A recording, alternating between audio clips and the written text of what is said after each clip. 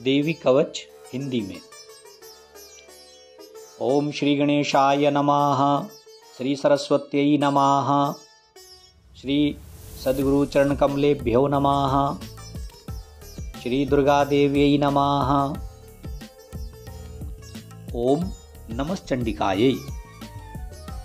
श्री मार्कंडेय जी बोले, हे ब्रह्मा जी, इस संसार में जो परम गुप्त और सभी प्रकार से मनुष्यों की रक्षा करने वाला साधन है तथा जिसे अभी तक किसी के समक्ष प्रकट भी ना किया हो, उस साधन को मुझे बतलाइए। ये सुनकर ब्रह्मा जी बोले, हे विप्रवर, जो अत्यंत पवित्र, गोपनीय एवं संपूर्ण मानव समाज का कल्याण करने वाला तथा पुण्य फलदायक श्री देवी जी का जो कवच है, सो तुम मुझसे सुनो।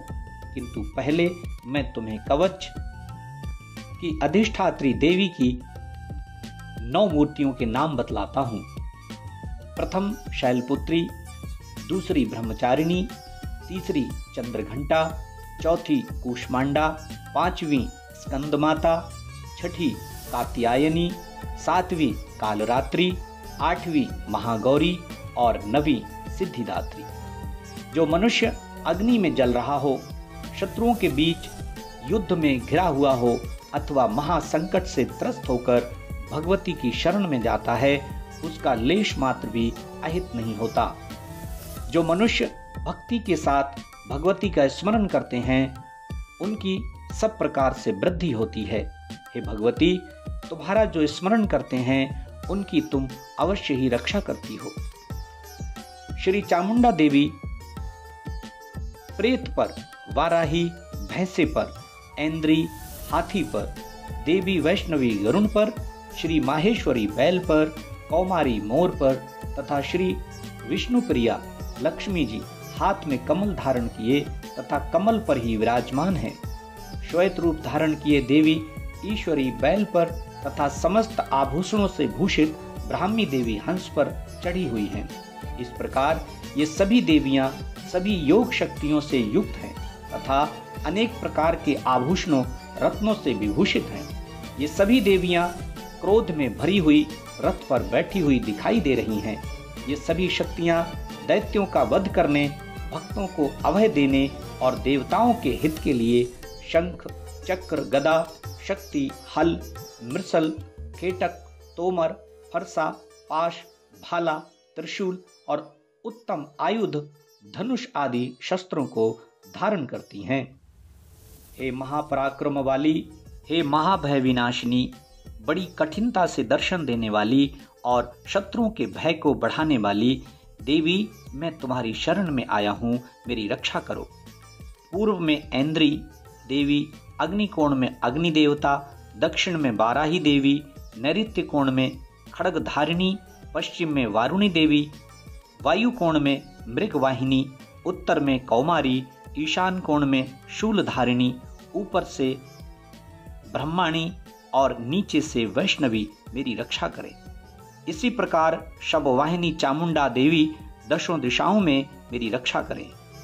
जया देवी आगे की ओर से, विजया देवी पीछे की ओर से, बाईं ओर से अजिता तथा दाहिनी ओर से अपराजिता देवी रक्षा करें।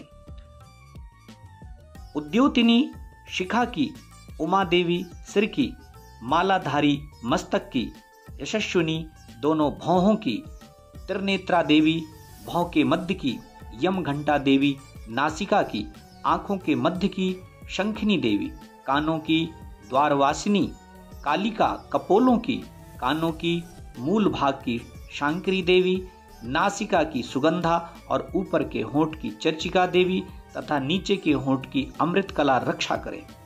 सरस्वती जिह्वा की, कौमारी दांतों की, चंडिका कंठ देश की, चित्रघंटा गले की तथा महामाया तालु की रक्षा करें। कामाक्षी देवी थोड़ी की और सर्वमंगला मेरी वाणी की रक्षा करें।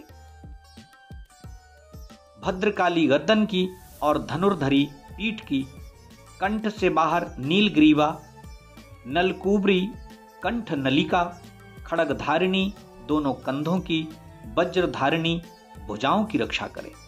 दंडिनी दोनों हाथों की, अंबिका अंगुलियों की, समस्त नखों की शूलेश्वरी, कोख की कुलेश्वरी, महादेवी दोनों स्तनों की, शोक विनाशिनी मेरे मन की, ललिता देवी हृदय की और शूलधारिणी उदर की रक्षा करें।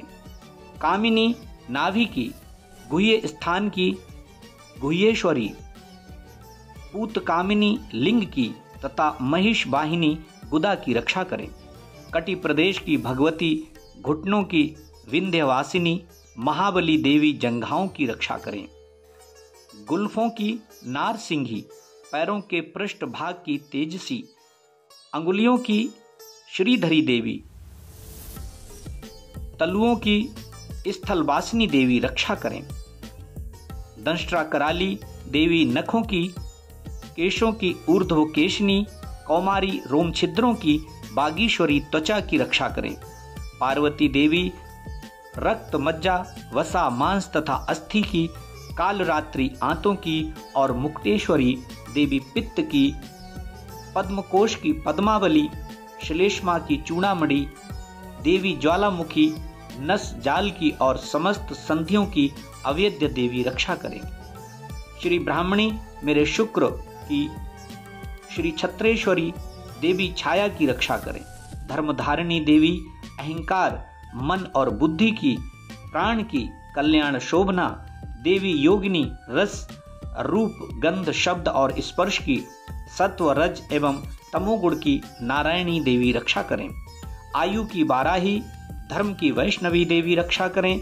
चक्रिणी देवी यश, कीर्ति, धन तथा विद्या की, इंद्राणी मेरे गोत्र की, चंडिका मेरे पशुओं की, श्री महालक्ष्मी मेरे पुत्रों और भैरवी मेरी स्त्री की रक्षा करें। सुपथा देवी मार्ग की, क्षेम करी मार्ग में आई हुई आपत्तियों से महालक्ष्मी दरबार में, विजया देवी सभी स्थानों में सब प्रकार से मेरी रक्षा करें। यदि कवच में कोई स्थान रक्षा से शेष रह गया हो तो उस स्थान पर पापों का नाश करने वाली जयंती देवी रक्षा करें। अपना मंगल चाहने वाले मनुष्य को चाहिए कि कवच के बिना एक पग भी न चले, क्योंकि कवच से रक्षित मनुष्य जहाँ जहाँ भी जाता है वहीं से वो अर्थ लाभ एवं सिद्धियां पाने में सफलता प्राप्त करता है और पृथ्वी पर उस पुरुष को अतुल संपत्ति और ऐश्वर्य की प्राप्ति होती है।